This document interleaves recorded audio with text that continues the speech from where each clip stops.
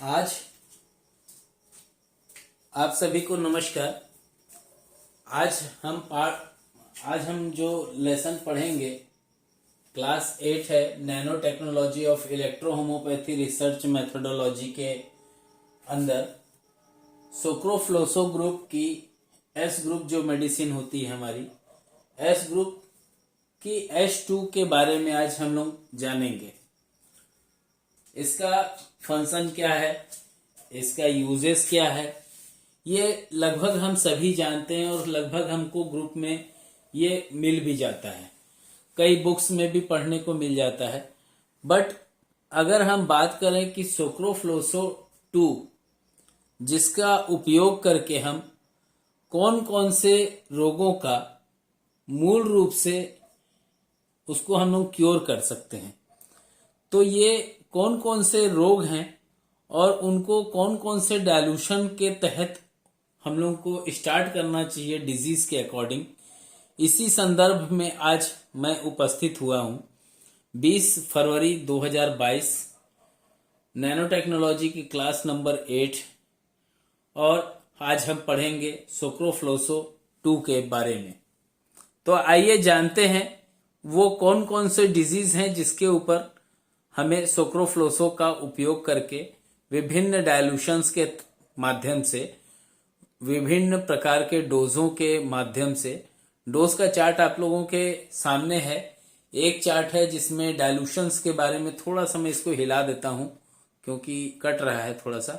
हाँ, तो सोक्रोफ्लोसो ग्रुप जो मेडिसिन है 2, उसका अगर हमको उपयोग करना है तो हमको एक्यूट में कौन से डाइल्यूशंस होते हैं, अगर पॉजिटिव में बात करें तो फर्स्ट और नेगेटिव में बात करें तो थर्ड।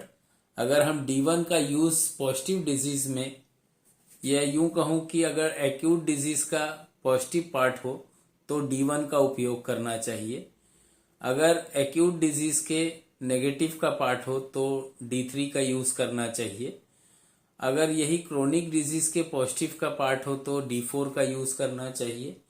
अगर यही नेगेटिव के पार्ट का यूज अगर हमको करना है क्रोनिक में तो D6 का यूज करना चाहिए।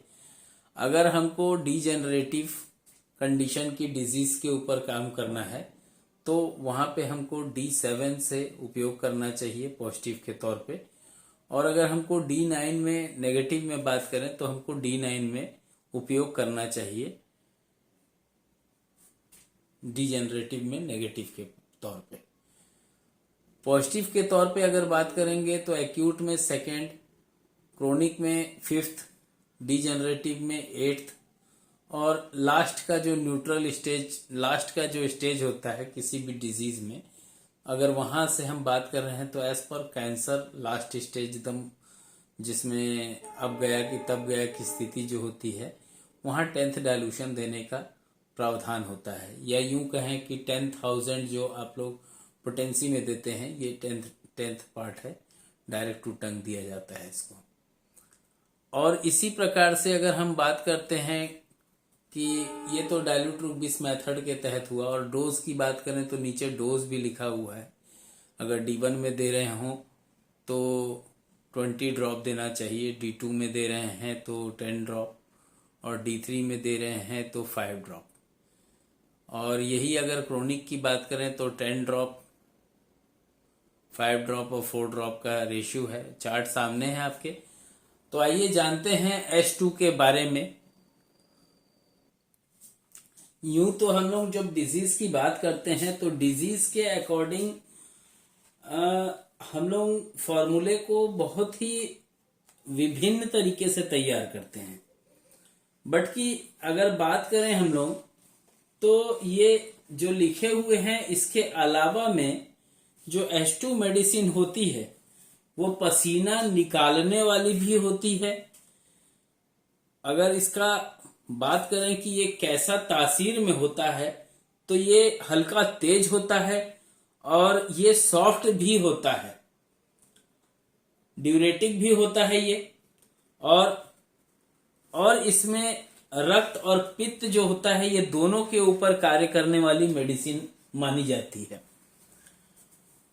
यूं तो आपको the fundamental of electro homeopathy and the fundamental of electrohomeopathy and its modern diagnosis with 38 spagyric of electrohomeopathy मेट्रा Medica में भी मैंने इस चीज का उल्लेख किया है और बहुत ही सरल शब्दों में समझाने का प्रयास किया है उन चिकित्सकों के लिए जिनको लगता है कि 38 मेडिसिन के द्वारा हमको क्लिनिकल प्रैक्टिस में उपयोग जब हम करते हैं तो H2 का उपयोग कहाँ कहाँ होता है। अगर हम बात करें D3 की, तो अगर डायल्यूशन थर्ड से अगर हमको काम करना हो तो डायल्यूशन सेकंड कैसे बनेगा, मैं नेक्स्ट क्लास में जब कैंसर का क्लास पढ़ाऊंगा तो इस चीज को मैं उसमें उल्लेख करूंगा कि अगर आपके पास डायल्यूशन थर्ड है लेकिन हमको चाहिए था उससे एक पहले वाला पार्ट, तो हम कैसे उपयोग करें। ये नैनो टेक्नोलॉजी में इस टाइप के मैं छोटे छोटे ट्रिक्स और टेक्निक्स आपको देते जाऊंगा डायल्यूट प्रूफ बिस मेथड के थ्रू। इसमें जब हम आज बात कर रहे हैं तो कोलिक पेन मैंने सबसे पहले H2 के लिए सोक्रोफ्लोसो 2 के लिए कोलिक पेन को ये किया है एक नंबर पे।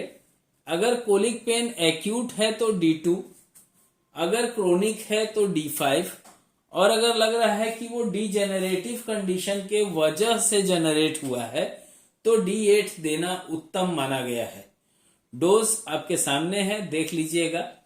अगर हम लीवर डिजीज के अंदर बात करें या गॉल ब्लैडर के अंदर बात करें तो वहां पे H2 का उपयोग बहुत ही उत्तम माना जाता है। अगर डिजीज ऑफ लीवर में बात करें तो H2 का उपयोग बहुत ही उत्तम माना जाता है। कॉन्स्टिपेशन में अगर हम लोग बात करें, कॉन्स्टिपेशन किस टाइप का, जो कॉन्स्टिपेशन बहुत दिनों से था और अब वो कन्वर्ट होकर के चले गया डिस्पेप्सिया में।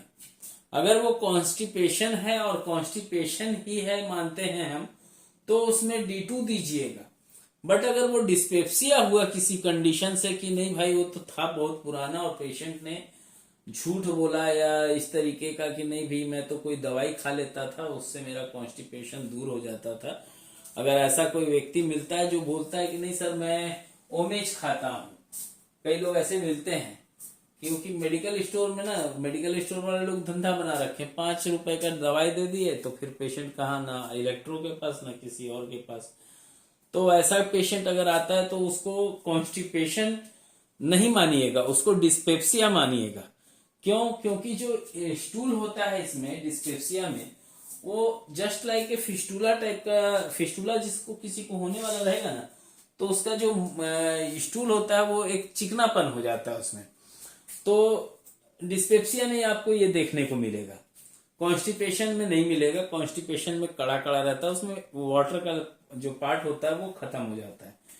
तो जहां ऐसा लगता है कि तो वहां पे D2 दीजिएगा। बट अगर लगता है कि नहीं पेशेंट डिस्पेप्सिया से ग्रसित है तो वहां पे H2 का D5 दीजिएगा।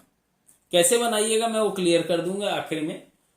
बट अगर लगता है किसी व्यक्ति को जो बोलना चाहिए ब्लैडर जो होता है, यूरिन ब्लैडर जो होता है, यूरिन ब्लैडर ही कहा जाना चाहिए क्योंकि ब्लैडर जब लिखा जाता है तो गॉल ब्लैडर का उपयोग मतलब वो स्पष्ट लिखा जाता है कि गॉल ब्लैडर है ना, बट लिखा है कि ब्लैडर।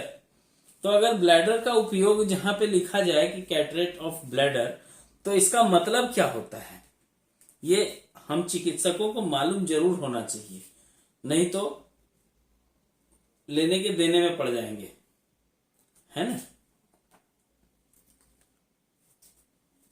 आ रहा हूं थोड़ा सा।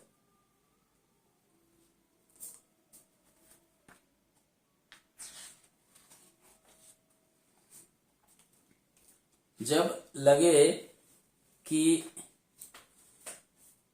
4th नंबर पे बात कर रहे थे कैटरेक्ट ऑफ ब्लैडर, कहने का मतलब है अगर कैसा ऐसा लगता है कि ब्लैडर में जलन महसूस हो रही है, आग लग रही है, आग लगे टाइप की, तो वहां पे आप BE का उपयोग मत कर बैठिएगा। BE का उपयोग करेंगे तत्काल तो शांत कर देगा लेकिन फिर वापस आ जाएगा। तो यहाँ के लिए H2 का उपयोग कीजिएगा। जब लगे कि यूरिन ब्लैडर में जलन आ रहा है तो BE मत मार दीजिएगा, वहां पेशेंट को दीजिएगा H2। H2 को जब हम सेकेंड डाइल्यूशन में देते हैं तो वो बहुत ही अच्छा रोल प्ले वहां पे देता है। लेकिन अगर पुराना हुआ तो वहां पे 5 तक जाइएगा, 8 जाने की जरूरत नहीं पड़ती है। एसिडिटी की अगर बात करें, क्योंकि किसी भी डिजीज में अगर हम बात करते हैं तो एसिड अगर बढ़ा तो डिजीज को क्योर नहीं होने देता है, वो कैंसर की ओर ढकेलता है। तो ऐसे अवस्था में H2 का रोल प्ले बहुत अच्छा देखा जाता है D5 में और D8 में। क्रोनिक होगा तो D8 में दीजिएगा, और अगर एसिडिटी, क्योंकि एसिडिटी की जो अवस्था ही होती है वो डी क्रोनिक होती है, इसलिए उसका स्टार्टअप जो होता है वो D5 से होता है, और जब वही अगर डीजेनरेटिव हो जाती है तो आदमी क्या बोलता है, अरे क्रोनिक एसिडिटी है, हाइपर एसिडिटी है, तो वहां पे 8th दिया जाता है। इसमें सेकंड का रोल प्ले नहीं के बराबर होता है। अगर लग रहा है कि हार्ड बर्न है तो वहां बी का 5 ड्रॉप डायरेक्ट टू टंग डालिए, देखिए एकदम तत्काल 2 मिनट नहीं लगेगा, पेशेंट बोलेगा एकदम मस्त चंगा हो गया सर, जय इलेक्ट्रो होम्योपैथी। तो छठे पे बात करते हैं क्रोनिक कफ। क्रोनिक कफ किस टाइप का? ट्यूबरकुलोसिस जानते होंगे, ट्यूबरकुलोसिस अगर पल्मोनरी ट्यूबरकुलोसिस है तो भी, और किसी अन्य प्रकार का कोई कफ है जो क्रोनिक हो चुका है, तो वहां पे H2 का D7 5 drop direct to tongue डालिएगा, देखिए मस्त रिजल्ट देता है।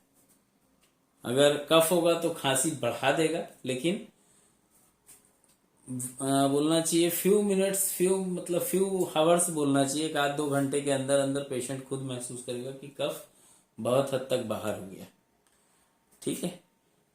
स्फेल्जिया जो डिजीज होती है, इसको तो मैं खैर बाद में डिफाइन करूंगा, क्योंकि बहुत सारी डिजीज हैं, केवल डिजीज लिख देने से काम नहीं चलेगा। आप लोगों को डिजीज के बारे में, जैसे अभी मैंने बीच में हाइड्रोनेफ्रोसिस को डाला था, तो उसी प्रकार से जैसे सिरोसिस ऑफ लीवर को अगर डाला जाए तो फैटी लीवर हो गया, हेपेटोमेगली हो गया, सिरोसिस ऑफ लीवर हो गया, हेपेटाइटिस हो गया, जॉन्डिस हो गया, SGOT SGPT हो गया, सीरम ग्लोबुलिन हो गया। इस तरीके से एक एक पार्ट को आप लोगों को समझाना है, ताकि एक एक डिजीज आप लोगों को आसान हो जाए। और चाहे तो आप अगर H2 की बात कर रहे हैं या अन्य जो 38 मेडिसिन होती हैं, उनका मैं उपयोग सरल शब्दों में इसी तरीके से समझाता हूं, और आप लोग समझिएगा इस चीज को। अगर किसी व्यक्ति को गैस्ट्रिक फीवर हो रहा है, गैस्ट्रिक फीवर कब कब होता है?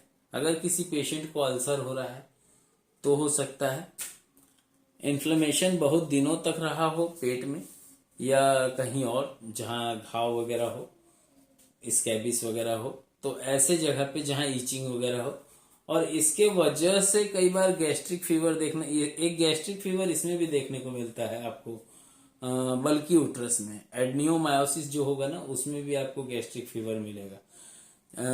पेशेंट को जब बोलना चाहिए गैस्ट्रिक फीवर मिले तो H2 का D6 बना लीजिए, 30 ml के अंदर 6 बूंद डालिए, डायरेक्ट D6 बन जाता है।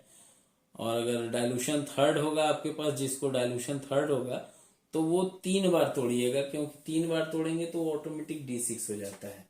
3 बार तोड़ने के लिए क्या कीजिएगा, 2 ml दवाई ले लीजिएगा, 28 ml DW में डाल दीजिएगा, आपके पास दवाई जो है वो D6 में कन्वर्ट हो जाएगी। और अगर D3 बेस रखे होंगे तो आपको उसको 6 बार तोड़ना पड़ेगा, 6 बूंद 30 ml में डाल लीजिएगा। अच्छा, तो बात होती है अगर इन्फ्लेमेशन की। अगर मान लेते हैं ग्लैंड्स के अंदर इन्फ्लेमेशन होता है, तो वहां हम इसको 4th डाइल्यूशन में उपयोग करना चाहिए। 4th डाइल्यूशन में अगर उपयोग कर रहे हैं तो डोज क्या होगा, डोज होना चाहिए 10 ड्रॉप। ठीक है, और 4 टाइम्स दीजिए, इसका बहुत अच्छा रिस्पॉन्स आता है।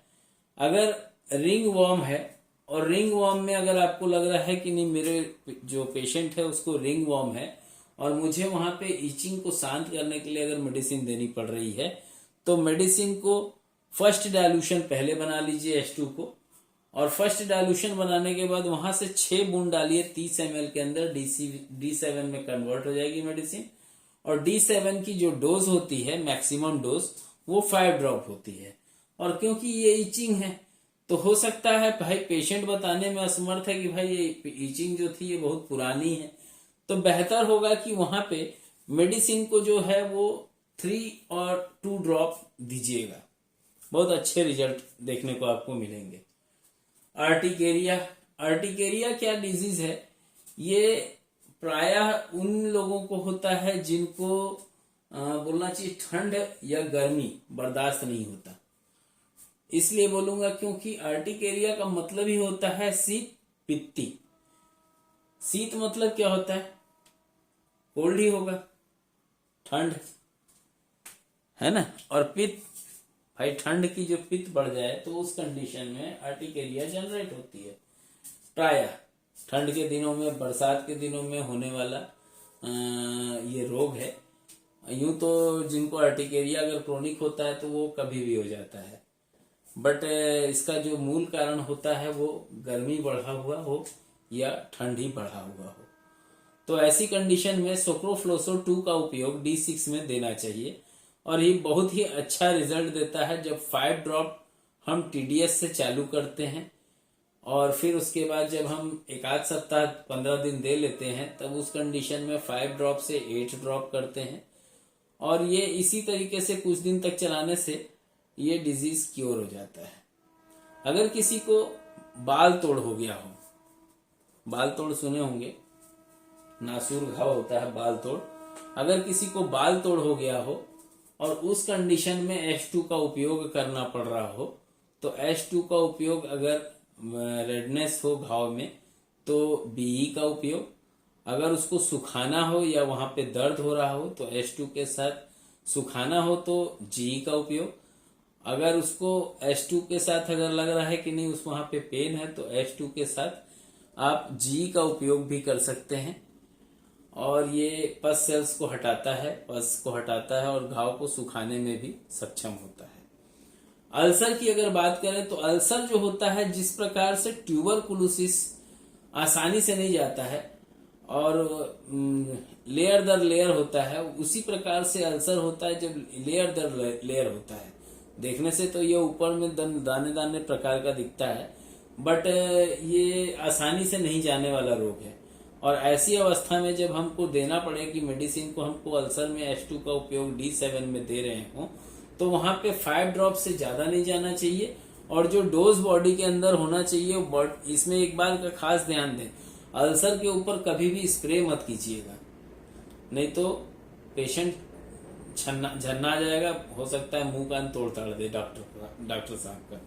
इसलिए H2 का उपयोग कभी भी स्प्रे के तौर पे मत करवाइएगा, जब खास तौर पे जब पेशेंट को अल्सर हो, किटकिटाता है, ठीक है।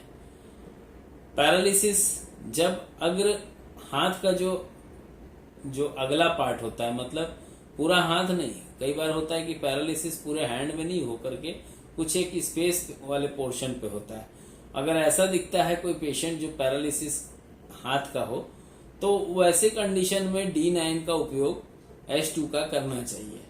अगर हम बात करें रेम्यूटिक फीवर के अंदर तो आप लोग ध्यान दीजिएगा, क्योंकि ये जैसे गैस्ट्रिक फीवर हुआ, ये हॉट कोल्ड की वजह से हुआ, वैसी रेम्यूटिक फीवर जो होता है वो भी अगर हॉट है दैट मीन्स गाउट होगा और अगर कोल्ड है दैट मीन्स हुआ रेम्यूटिक, मतलब छोटे छोटे जोड़ वाले जगहों पे दर्द के साथ में बुखार। तो वैसे अवस्था में H2 का उपयोग D6 में कीजिए, बहुत ही परफेक्ट रिजल्ट भी देता है। ये मेडिसिन का अगर H2 के साथ में अगर H3 ले लिया जाए या H2 के साथ में C3 ले लिया जाए और उस कंडीशन में उसके अंदर ब्लू इलेक्ट्रिसिटी डाला जाए तो वैसे अवस्था में स्कैबिस के अंदर एक जब इसका इसी फॉर्मुलेशन पे अगर स्कैबिस के ऊपर अगर हम D2 से मेडिसिन जनरेट करते हैं तो, और अगर स्कैबिस के ही अंदर अगर हम बात करते हैं ओरल में तो D7 में अगर इसका उपयोग करते हैं तो बहुत ही उम्दा रिजल्ट आते हैं विद इन 7 डेज। अगर किसी महिला को क्या है ना, बोलते बोलते जबान थक जाती है और खड़े रहना पड़ता है जब बात होती है इस टाइप की, तो बात होती है, अगर बात हो रही है मेडिसिन की H2 की, तो अगर स्त्रियों को जब लैक्टेशन में अगर कमी आ रही है किसी कंडीशन में तो H2 का उपयोग D3 में देने से अच्छे रिजल्ट आते हैं। माइग्रेन में भी इसका अच्छा उपयोग देखा गया है, बट इसका उपयोग ओरल में D9 में और क्रोनिक में D3 में देना चाहिए, क्योंकि हम लोग लेते ही D3 डायलूशन 3 है, तो वहां से अगर D3 बनाएंगे तो 6 हो जाएगा। ऐसे अवस्था में रिजल्ट कम आता है।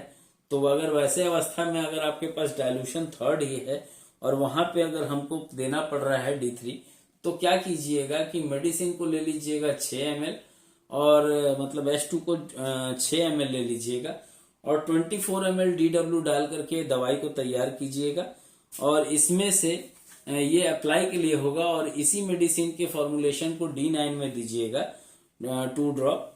तो दिन भर में 4 बार देना पड़ेगा और ऐसे कंडीशन से ये पेशेंट को आसानी से क्योर कर देगा।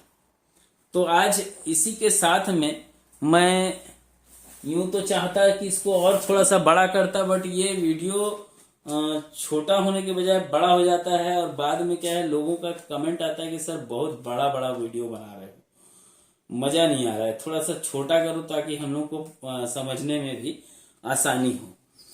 ये कहा जाता है कि अगर सैक्रोफ्लोसो के अंदर जो सेकेंड रेमेडी जो होती है ये तो ग्लैंडुलर रेमेडी के नाम से जाना जाता है। मतलब ये लगभग सभी ग्लैंड के ऊपर कार्य करता है।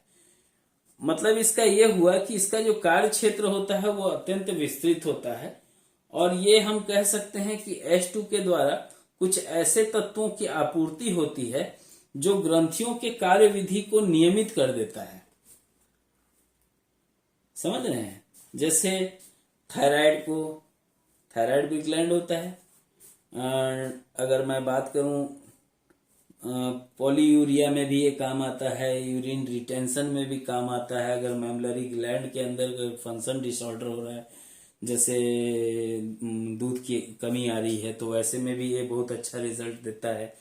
अगर हम कोलेथेसिस में बात कर रहे हैं, जिसको हम लोग गॉल ब्लैडर की श्रेणी से जोड़कर भी देखते हैं, तो उसमें भी ये बहुत ही अच्छा कारगर सिद्ध होता है। और अगर हम बात करते हैं किसी व्यक्ति को कि डिस्टरबेंस आ रही है डाइजेशन में ड्यू टू बाइल के कंडीशन में या गॉल ब्लैडर के कंडीशन में, तो उसमें भी ये बहुत अच्छा काम करता है। H2 का उपयोग स्टोन के तोड़ने के लिए भी उपयोग किया जाता है और गॉल ब्लैडर में अगर असंतुलित मात्रा में अगर बाइल का सिक्रेशन हो रहा है तो उसको भी ये कम करने में फायदेमंद होता है। गॉल ब्लैडर के अगर अंदर हम बात करते हैं और H2 का उपयोग वहां करते हैं तो ये आसानी से जो अंदर का जो स्टोन होता है, ल्यूमिनी होता है, उसको आसानी से वो रिमूव करने का काम शुरू कर देता है। तो आज मैं समझता हूं कि आज आप लोगों को H2 का जो ये वीडियो जब आप लोगों को प्राप्त होगा तो काफी कुछ ऐसा तो नहीं बोलूंगा कि नहीं देखे होंगे आप लोग, नहीं सुने होंगे, बट जो मैंने आज प्रयास किया है इसको देखिएगा, पढ़िएगा, सुनिएगा और लगे तो इसको लिख के रख लीजिएगा, आपके काम की चीज है। मैं समझता हूं कि आज जो मैंने समझाया ये सारा चीज तो नहीं, लेकिन हाँ काफी कुछ आप लोगों को नया जानने को मिला होगा। इसी के साथ मैं इस वीडियो को विराम दूंगा। जय इलेक्ट्रोहोम्योपैथी, जय काउंट सीजर मेटी जी, जय आप सभी की। धन्यवाद।